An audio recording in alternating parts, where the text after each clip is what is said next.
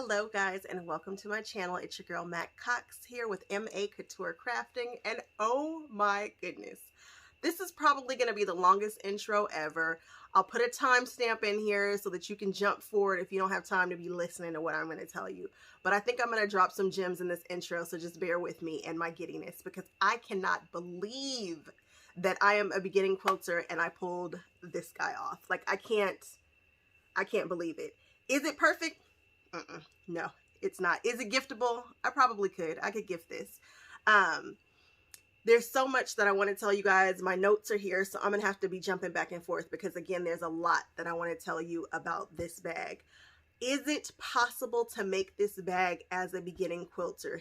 Yes. But for me, only reason why I was able to do this is because on Craftsy, Annie has a full tutorial on the Ultimate Travel Bag, not 2.0. It's 1.0. And there are some discrepancies, not discrepancies, but there's some difference. Obviously, with the 2.0, she's upgraded some things. And that's what this one is. This one is the 2.0. The dimensions are different. So don't think that you can just go fully by that tutorial and you'll be good, or you're doing piecing between the two. No, that's not going to work.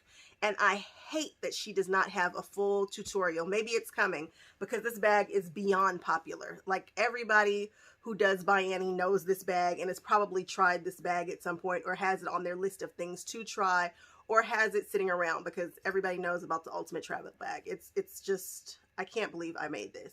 But you guys, they are very, very different tutorials. I'm not very, very different, but there's a difference between the pattern that is written and that Craftsy pattern that is written. If you want to just do the Craftsy one, the Craftsy way, that will work. If you just want to do this one, that will work. But don't think that they are the same, that you can use the measurements interchangeably, because you cannot. That is the only way that I was able to make this bag. I watched that video in full and then I took from it what I needed to be able to do this. I cannot just read a pattern for something this complicated and just make it at this point in stage in my quilting career. Was I able to make this bag? Obviously. So of course you can too, but I'm telling you, watch the Craftsy, but do not use the measurements and everything because there are some places where it varies. Now, on the ByAnnie website, there are some videos, some small videos where I believe the changes are. Those videos are nice, but they were not enough for me to do the entire video. I mean, to do the entire bag and just have those videos. That was not enough for me at all. If you are a beginner though, you can do it if you watch the Craftsy one and then read through the actual pattern. Now here's my issue with the pattern. I don't know if it was just my quilt store, but the quilt store that I purchased the pattern from, it was printed so it had page 1, page 2, but all the rest of the pages said page 2. So I had to decipher where to go next. And again, I'm a beginning quilter and that was not an easy task for me to do. So be careful. If when you're getting your pattern out of the package, look at the bottom right hand corner and make sure that all the or just staple it so that you don't get it out of order, and then you can write the numbers down and then you can take it apart and use it how you need to. But that freaked me out. I mean, it freaked me out. I was like, what am I going to do? I'm going to have to buy it again. I wasn't sure what to do. But this is the one that I purchased from my quilt store. I didn't purchase it from the ByAnnie website. So maybe that's, I don't know. But that happened. What else do I want to tell you? Should I show you guys the glaring mistakes that I made right now? Or no, let's see what else. So something else I wish that her pattern, let's talk about what I wish her pattern had. One is more pictures. I need way more pictures in order to do something like this as a beginning quilter. And something else that I wish that she did just on everything, I wish that she had like a black and white drawing of this bag so I could kind of color in where I wanted what. And also I wish that she had like a black and white drawing of this bag that said side panel A, side panel B, so that I could really get tricky with where I wanted to put what color. You know, I hope that makes sense. I would really like to be able to customize these bags even further. with my color choices. However, when I'm looking at it and it's like side panel A, B, C, D, I'm like, but where is that in conjunction to the bag? So I hope that makes sense. And I hope that ByAnnie watches this video with my 3 subscribers, because it would just let me be able to customize this bag even more. I want to customize, see, you can see that I have different colors here, but I would want to do this a different color from that, and so on and so forth. And if I knew which piece was what before, you know, attempting the bag, that would have been great. What else do I want to tell you guys? About the pattern number. Coupon. I was impatient and I was trying to figure out how to do this bag before.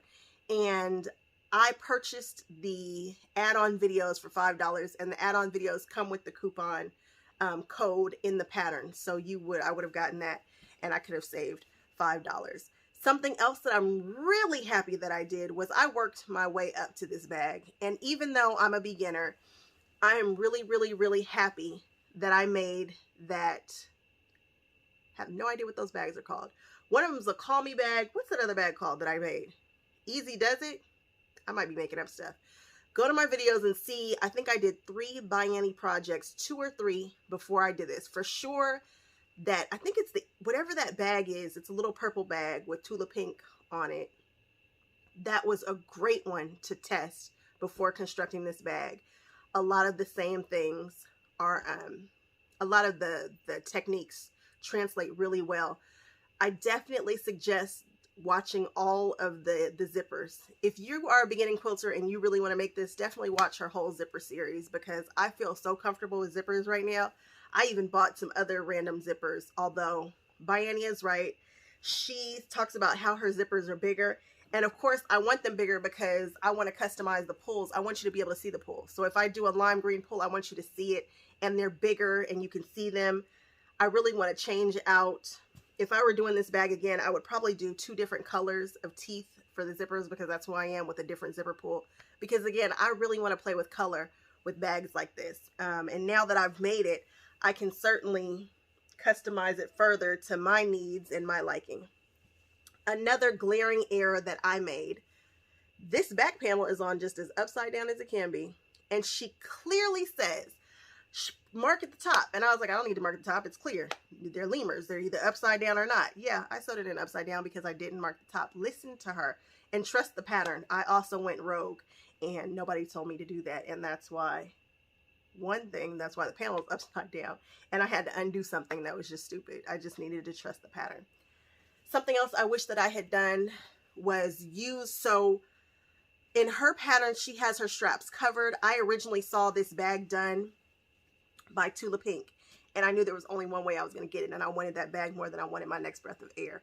I wanted Tula's bag, and I know that Tula would not give me that bag. I felt in my spirit like Tula would not give it to me, and I wanted it so badly that I actually made it, and it came out okay.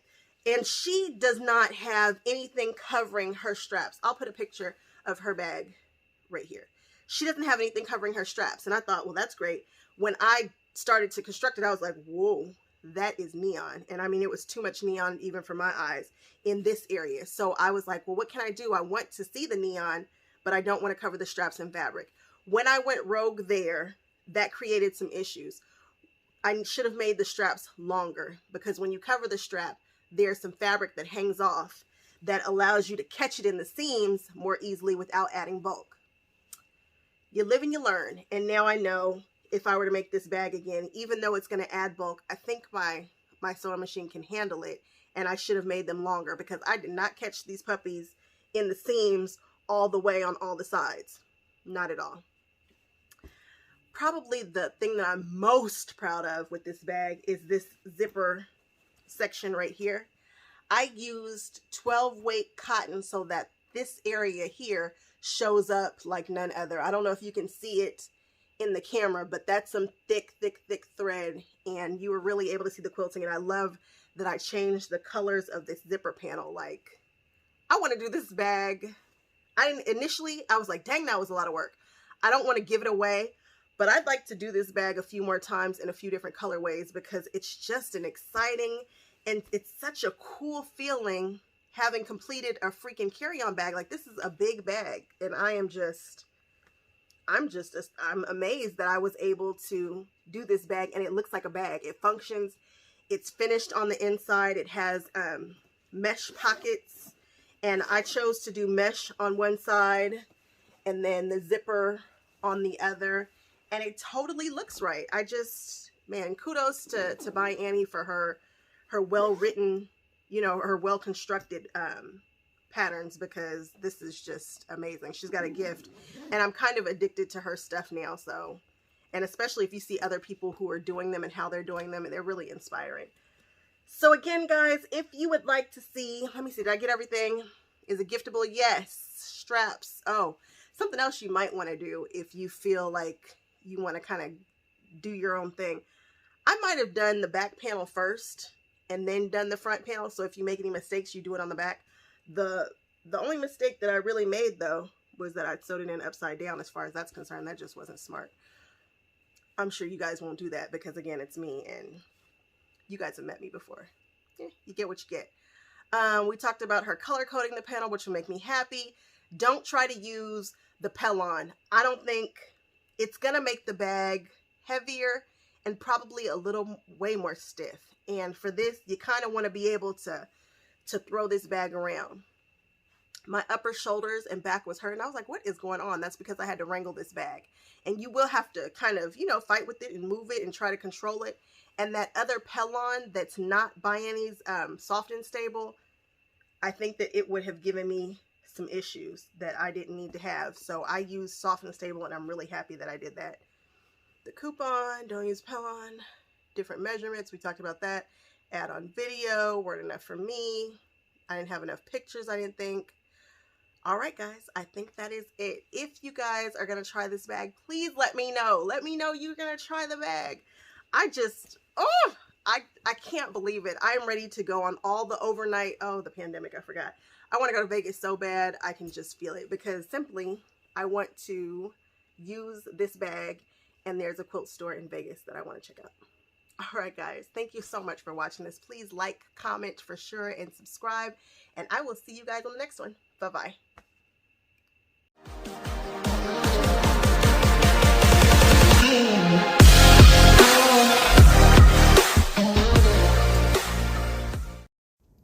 So this is going to be a doozy, guys. This is a long video, but stay with me because I'll probably drop some gems about the construction realities of doing this as a beginner. So Soft and Stable, look at all those creases. Those creases will actually come out with steam. The minute you hit it with a little steam, they just disappear, which makes me very, very happy. There is a layout as to how to lay these out so that you get the most out of your fabric and your Soft and Stable.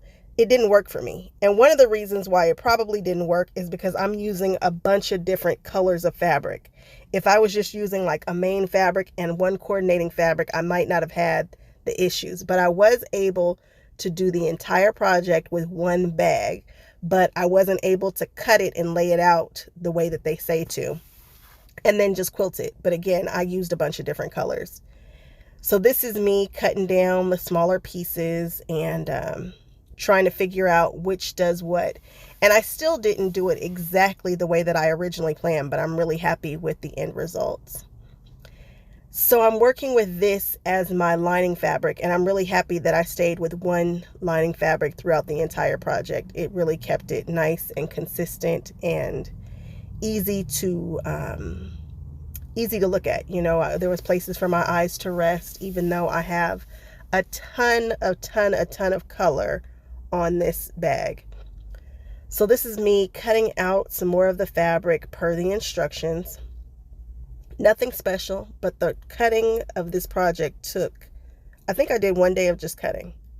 Yeah, I think I did, which is fine, not a big deal. I think it took me about 4 days to complete this bag, and I was sewing probably about 4 to 5 hours a day. So the instructions tell you to put the front and the back together and then quilt it.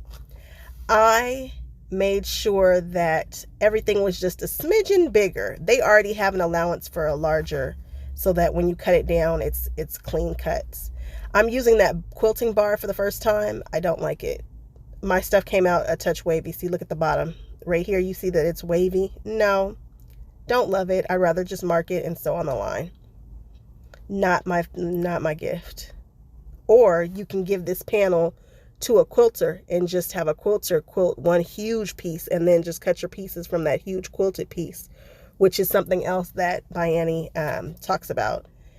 Just giving them that huge piece of soft and stable, your front and your back, and let them go to quilting goodness. But because it's so busy on the front, you can't tell that my lines are squiggly at all. Not a big deal. I am so excited about this part. I used 12 weight thread because I was really wanting the thread to show up. The smaller the number, the thicker the thread, and this is probably the thickest that I can use in the machine. The trick is to lengthen your stitch, so I usually sew at a 2.5. I think for this I'm sewing at 4.5, which is darn near a basting stitch. But it's thick, and it's going through a lot of layers. Oh, I love how this came out. This gives such a cute detail to this bag, in my opinion. And I just kind of eyeballed between these. I didn't do exact measurements at all, so I got what I got. After you quilt it, you go around and do what you call sealing the edges. If you look at the polka dots all the way to the right, you can lift up the fabric a little bit, and you don't want to be able to do that because you don't want to worry about your fabric turning the wrong direction while you're trying to sew it. We have other things to worry about.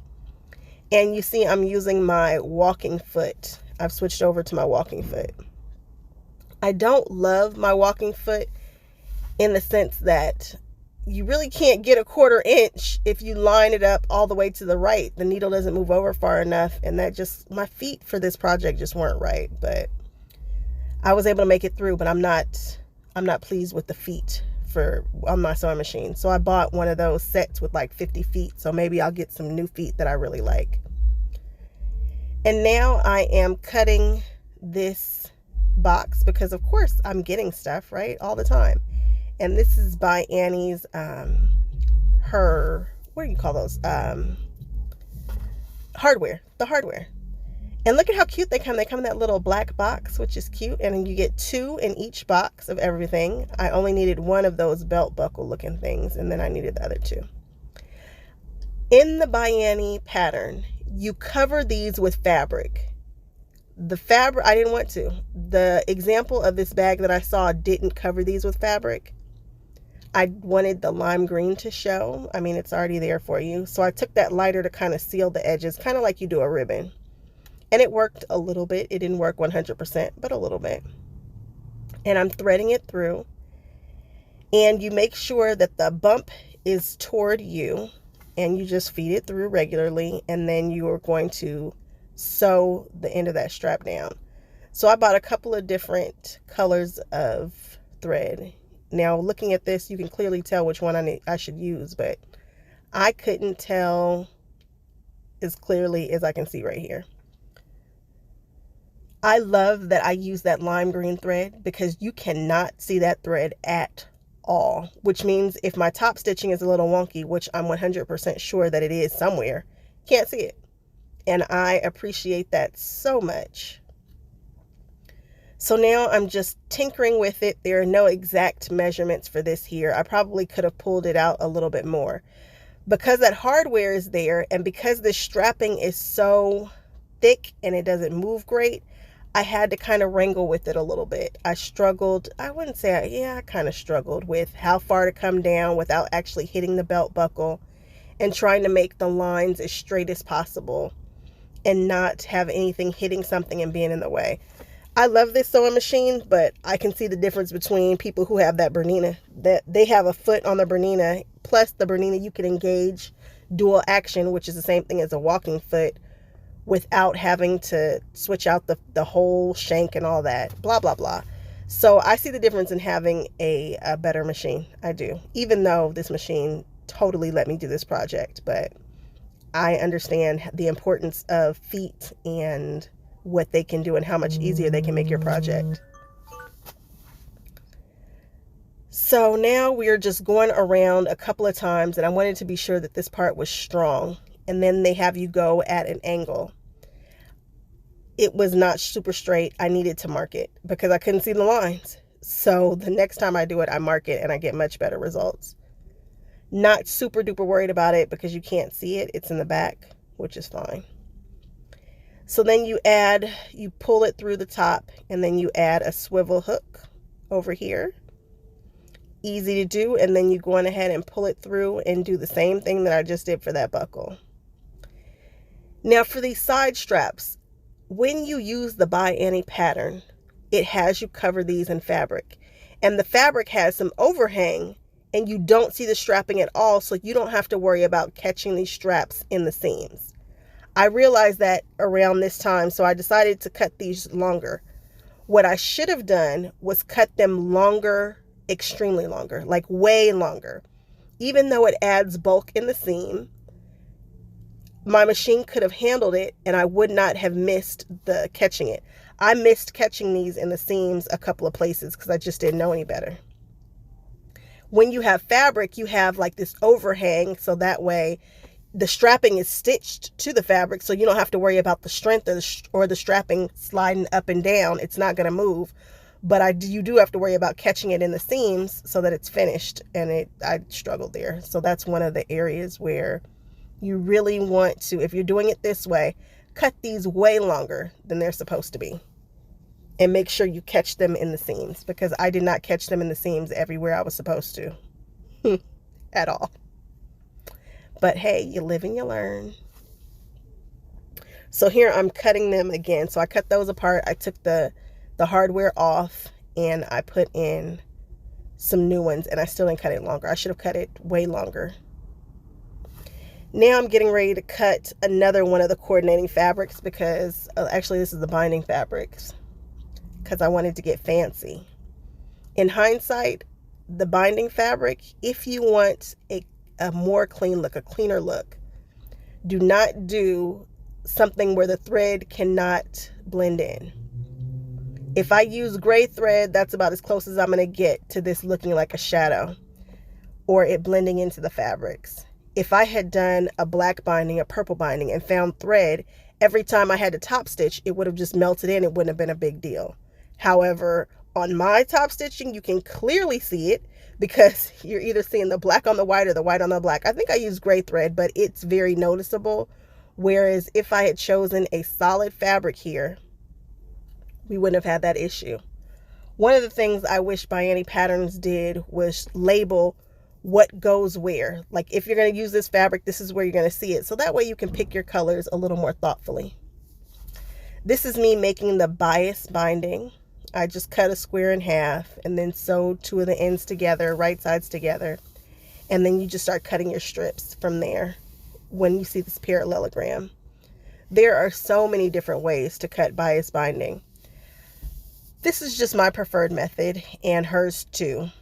She actually folds hers up again so that you don't have to worry about how long this is if you don't have a huge workspace. With this, not an issue, but if you are a beginner, you might want to cut it at 2.5 inches as opposed to 2 1/4. I'm cutting 2 1/4 strips, but there are some places that are so bulky in this bag that I had a hard time wrapping the binding all the way around and hiding the raw edges. Part of that is, one, I sew too fast. Two, I'm not the most careful sewer, but also it's really thick. And so it's extremely tight. And if you are a perfectionist and you really want this to look really good, you might want to do a 2.5 inch strip as opposed to a 2 1/4. So maybe you want to increase your square by 1 inch or 2 and then cut 2.5 inch strips and you'll be fine. Because here I think I don't know how many strips I got, but I got the amount of strips that I needed to do the entire project with a little bit of extra. So if I were cutting 2.5 inch strips, I might want to just make the initial square a little bit larger. Just something to think about. I think I was able to get one more strip here. And for this little guy, I was thinking, and like, I don't know, I was like, do I want to use this? Which side do I want? Which side? Which color? So much fun with quilting, getting to pick your colors and your patterns. That just tickles me. So I'm clamping this together. This was tough in the sense that it's little. And I bound it improperly. I know better, and I hate to do the join. When you're binding something, I hate to do that join. I mean, I hate it. And I think I hate it because I'm just not good at it. So you go around and sew this puppy together, and then you come back and mark the little corners for rounding. So you just take these little guys and push them up to the corners and mark them. I like to sew on the line. I try to sew a little bit left to the line, but really I'm not very good at that. So they want you to sew 1/8, but I haven't found it to be really necessary to sew 1/8 below the line. Everything still works out. And then I just cut about 1/8 above the line. So I try to sew 1/8 on the inside of the line like the directions want you to, but it's really just easier to sew on the line. And then I just cut away the excess there. Got to be careful doing this. I know it looks like I'm going to run over my fingers. Now it's time to bind it. Now trying to bind this is just ridiculous because it's so little. Like the space is so little to join, but I did not do it right. I didn't fold it over properly and it is a mess. So yeah, I mean, it's actually still giftable, but it's not perfection the way I could have bound that better. But it looks pretty good, and it's like legit the way a regular strap feels. I just can't believe that this bag came out actually looking like a bag. So now I am fusing interfacing onto that, which is cool. No worries there. I found that my iron gets really, really, really hot, and so if I don't turn down the temperature, that fusible interfacing will bubble up and not stick properly. So I have to put mine on medium heat as opposed to high heat. And there we have a little pocket. And now this is interesting. This is that fold over elastic, and you can't see this right now, which is unfortunate because fold over elastic shrinks considerably when you heat it up. And so I hit it with steam. So I cut it 1.5 inches more longer. So I think it was supposed to be 18 inches. I think I cut it to 20 and a half. And I hit it with some steam, and I hit it hard with the steam. And it shrunk right up to like 18 inches perfectly. So something to think about. Not that that would be getting any heat or steam, but just something to think about. So a lot of this is marking your fabric, and you've got to have good fabric marking tools. I am not in love with any marking tool right now. I like the chalk by Sew Line, but it's white, and I use so much white and black fabric that I constantly have to switch between a friction pen and a white chalk marker. So white on the black, and then the color, you see me, it's just a pain in the patootie. So let me know your favorite marking tools down below. One thing I will say about the Sew Line is the chalk stays on there long enough for you to continue to see what it is that you need to see before it just dusts away like the Choco liner. Those Choco liners just disappear too fast for me. Blah, blah, blah. So many issues, right? I love these Quilter Select rulers. They just make life so much easier. The color of the ruler lets you be able to see it on white or dark fabric. I just love those rulers, guys. So I'm making these side panels right here. Again, I wish that, well, these particular ones didn't necessarily need to be longer. I didn't have to worry about catching those in a seam. Those were going to be covered up by the pocket. But the ones on the front, oh my goodness, they're not in the seam at all. And I couldn't get them in the seam and still have my bag look properly. So here I'm using some interface. Actually, yeah, this is Pellon double-sided fusible. I'm doing this strictly to add some strength to these purse feet. I should have cut these down about 1/4 of the size of each. They're just way too big. So I ended up cutting them down and whatnot. These purse feet come with a washer, so I marked the entrance because the purse feet pretty much act like brads. So you stick 2 of the prongs in, and then you push them the opposite directions, and bam, you've got purse feet. So I'm using the Tula pink razor blade to cut into my fabric. Then I hit it with some fray check.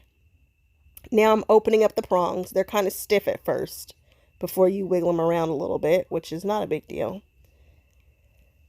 So I put a little fray check in each one of the holes, and that makes me feel a little more secure. And then on the opposite side, I actually made some holes in that interfacing there. That's not really, is that interfacing? That's that, I want to say it's the Pellon fusible. It's really stiff. It's very, very stiff. It's like cardboard. But I got kind of scared when I did it because I'm like, if I iron this here, it's going to fuse to whatever is on the other side. And I'm like, that's bad. So then I decided to cover one side with paper. I mean, I was really just trying all the things, but I knew that I wanted to have some kind of stabilizer between the brad and that fabric. It just felt like the right thing to do. So this is me taking paper. I will jimmy rig anything, guys. You never know. If you look behind the curtain, what's going on back there. So the paper, I cut it down small enough so that the fusible would not be showing outside of the brad and the little washer. So that's my fix for that. That paper was nice in theory, but no. So again, I'm cutting these holes. I love that Tula knife up there in the top left corner. That went straight through. I did not have an issue making very, very small incisions in this panel. It takes some courage, but once you're ready to do it, not an issue. And the markings were just right for me to go on ahead and put these brads in there. It just wasn't nearly as difficult as I thought it was going to be. So I got those good enough, and I had to trim the sides of this panel here. This takes courage. Oh, how it takes courage to just cut into your panel. But luckily, I cut right because that finished at 7 inches across perfectly on both sides. The measurements worked out really well.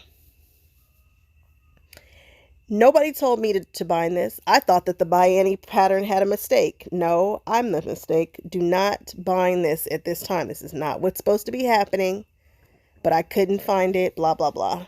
So I love that when I look at the bottom of my bag, there's a lining down there. And what you just saw, that panel is the liner. Love that. This bag it's like a Cadillac finish. You know, you're not looking in and seeing raw edges or anything like that. What you're seeing is a finished, nice, nice, nice bag. Now, people say, well, are you going to start making bags now? Like, no, I don't want to do this again. But, you know, now, after a couple of days later, I would actually make this bag again. Maybe my husband will get a duffel bag. It's a great, perfect carry-on size. And it's just so, the directions are, the bag is just done well. If that makes sense, guys. I'm telling you, it's finished. It's a very finished, polished bag. And even a beginner can look like they've really done something with this. Of course, if I did this again, it would look better. You know, I've learned some things along the way.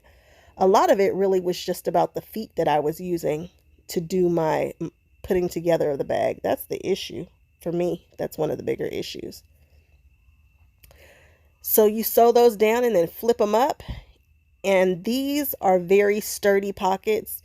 Don't be scared to manhandle your pieces. You can always hit it with an iron later, because these really hold their form, and they were giving me some pushback on my machine. So when it came time for me to sew these down, it was very apparent that they were in there. And also those straps are not super duper flexible. The strapping that I used was some sturdy strapping. I feel like the one that Annie was using on her tutorials seemed to move a little bit more than mine. Mine does not move easily. And we're looking at the inside bottom of the bag right now. Love that. Zipper time. I watched the Zippers Are Easy tutorials by ByAnnie a million times. And now I'm not scared of zippers. There's a way to do it, and she explains it. And I was like, wow, this really makes sense. And I love these zippers. They're huge, which means I can really play with color. In a perfect world, I would have got a white 6 foot long, I think that's 6 feet. I would have gotten a white one too, and I would have matched. One side would have been white and one side would have been black. In a perfect world, because I would mix and match like there is no tomorrow. But for right now, I only have this black one. But I'm definitely going to be buying more ByAnnie zippers. I get it. They are big.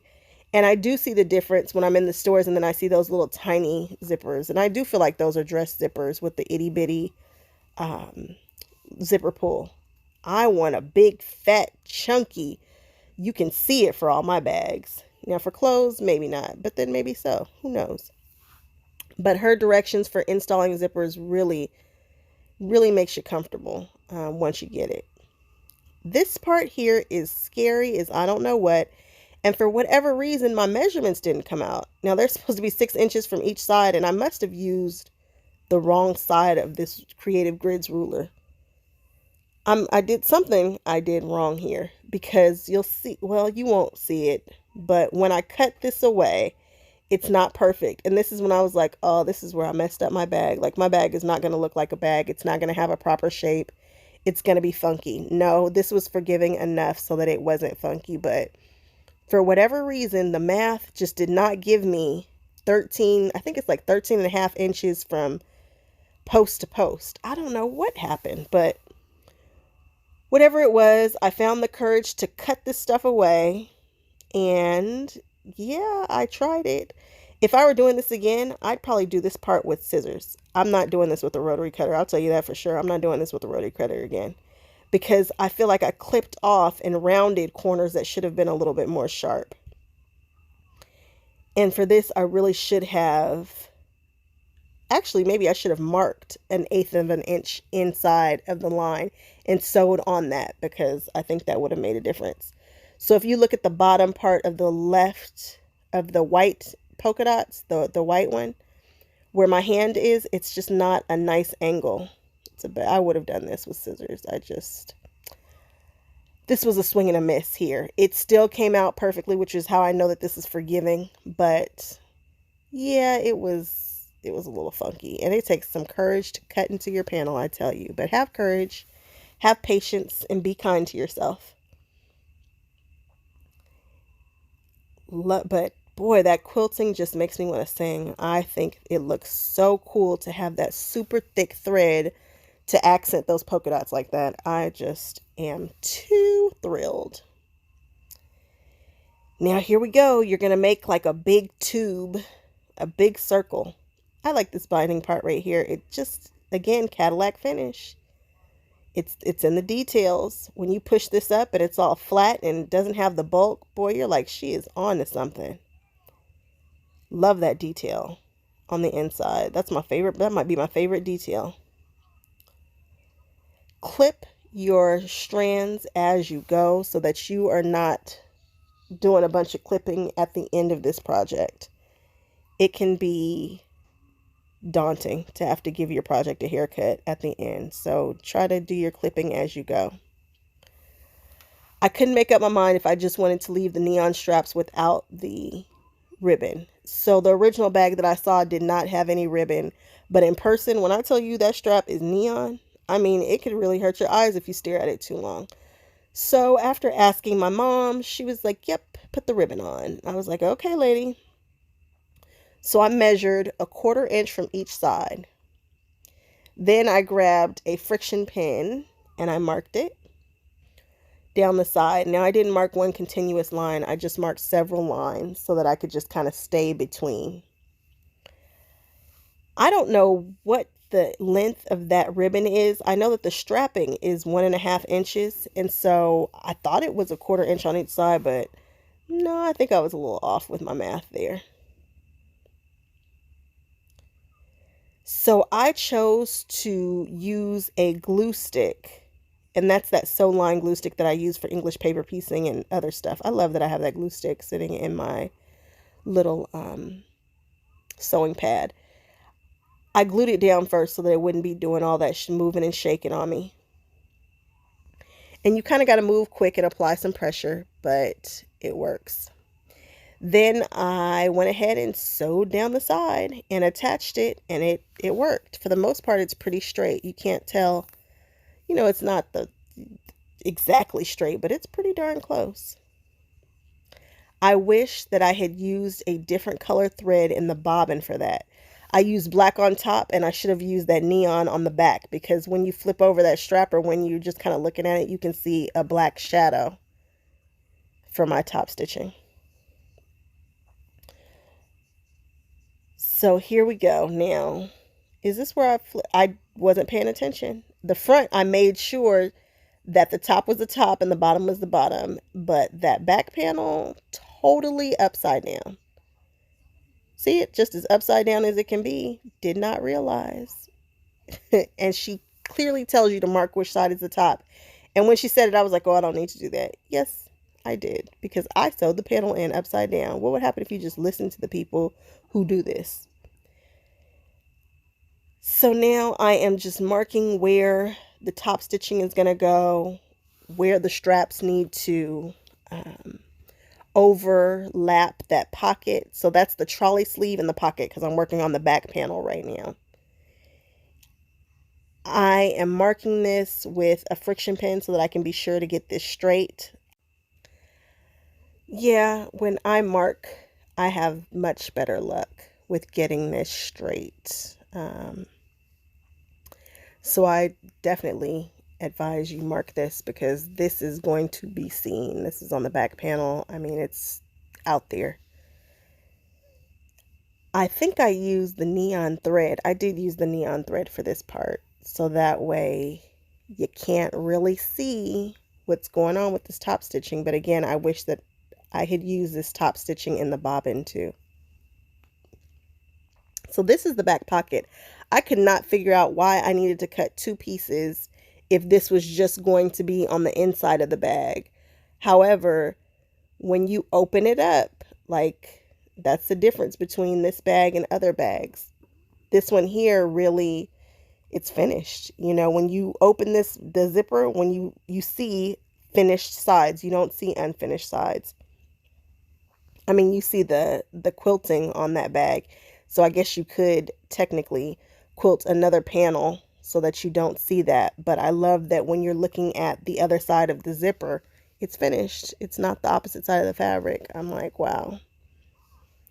So I'm trimming it up, making sure that I've got all the little pieces off and whatnot. I just hate that I did not cut these longer, cut the straps longer, because in hindsight, I would have those actually hanging off the side and just... Yep, that would have made this better. I'm checking my seal to make sure that I didn't miss anything, because I only sewed 1/8 of an inch around. And sometimes I miss, and then I'll have a little hole, and I'll be like, how did that happen? I didn't get it. This part here is scary too. This is when you shape your bag, and cutting into your panels after you've done all this sewing of the pockets and things, like, there's no coming back from this part right here. So you draw a line, you draw a dash mark, and then you draw a line to the outside edges of your bag. And then she asks that you take those circle templates and cut away. And when I tell you this is scary, this is definitely frightening in my opinion. The instructions from the Craftsy differ slightly from the Ultimate 2.0. So I think on the Craftsy, she has you slice it and then round it. On here, she has you mark everything and then slice into it. And I got a little bit confused. Not enough so that I messed up anything, but I was a little bit confused about how and where to lay the template to make sure that this bag came out the right, the right angles and sizes. And of course, I have to use 2 marking pens because I'm always using black and white fabrics. Great, right? If you look at that handle, you can see that stitching that I was talking about, why I should have used a different color in the bobbin. You can see that black line under there. It's like a black ghosted line. And so you use 5.5 inch circle templates at the top, and those are Creative Grid circle templates that I love. I'm so glad that I purchased those. That was a good buy.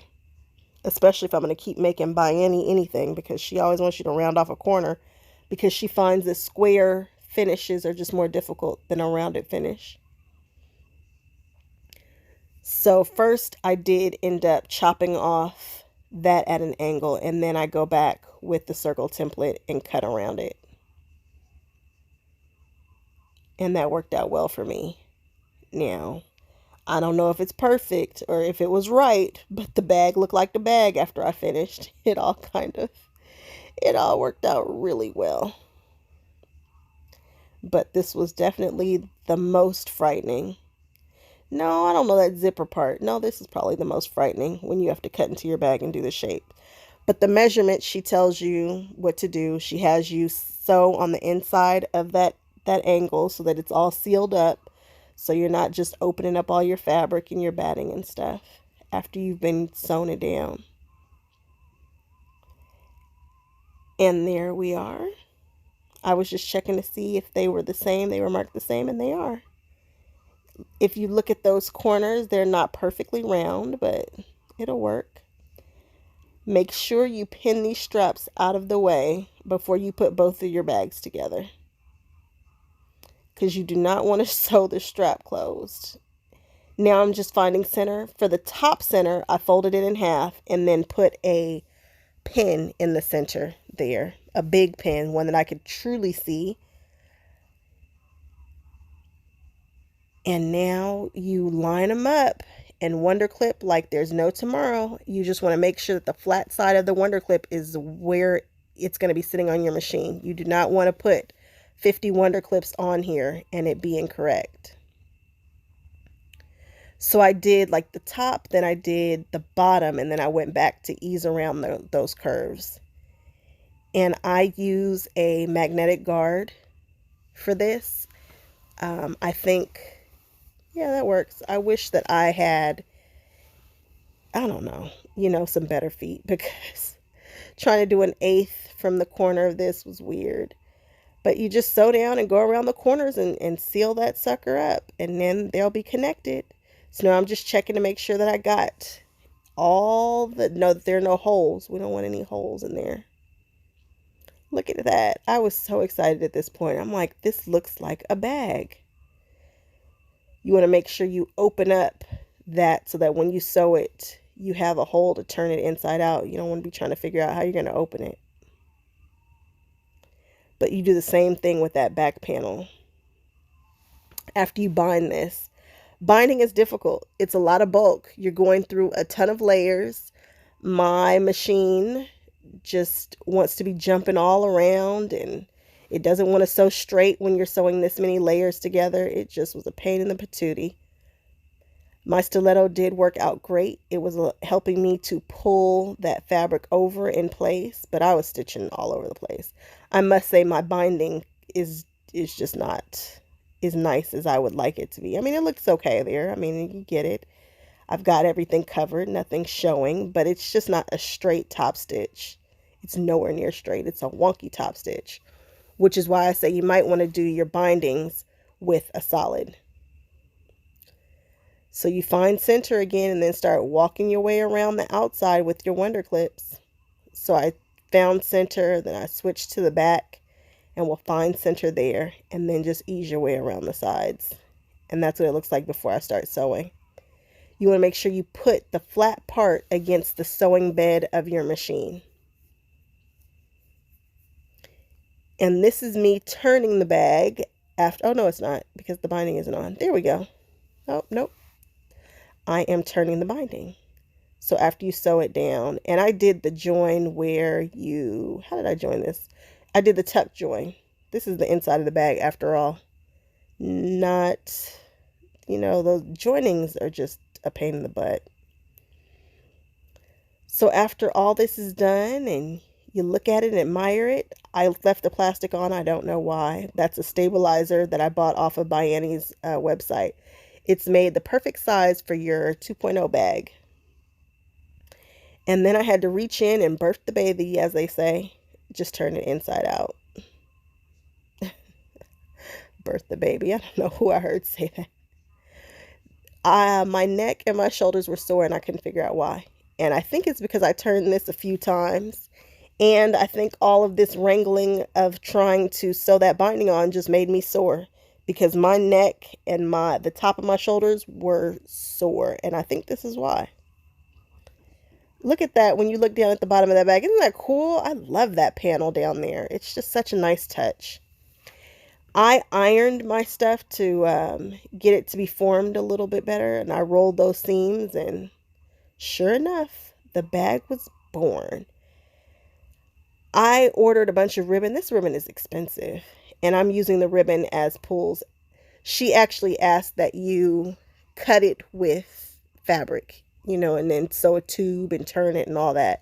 It was just easier to use ribbon, and it's cute, and it matches. If you made it all the way through this video, go you.